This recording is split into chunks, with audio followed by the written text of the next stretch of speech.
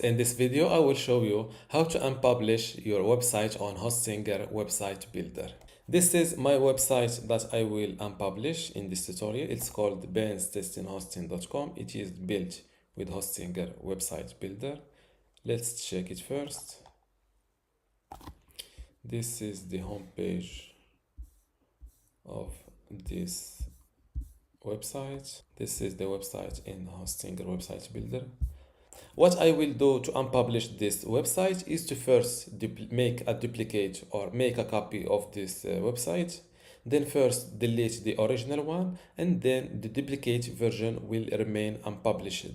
In order to do that, just go to your website's page in your Hostinger account. Next to your website you want to unpublish, click on duplicate website. Click on select plan. Now this is my duplicated website. Let's see it in the Hostinger Website Builder. As you can see, I have the Go Live button. This means it is unpublished. Now go back to this website's page, click on the original site and hit delete. Yes, I understand. I will copy this domain name because I will need it in just some seconds and hit delete. As you can see, it may take up to 10 minutes for this site to be deleted. My original website was deleted successfully.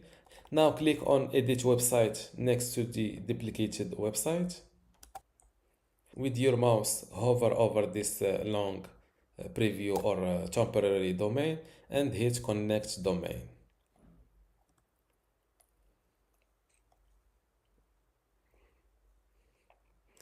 Fill in your domain name, click on own it and click on next.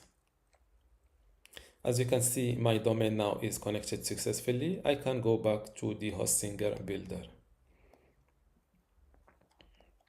Now, as you can see, my domain is connected successfully and it is still unpublished.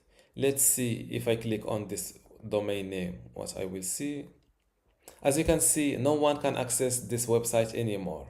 And this is how to unpublish your website in Hostinger Website Builder.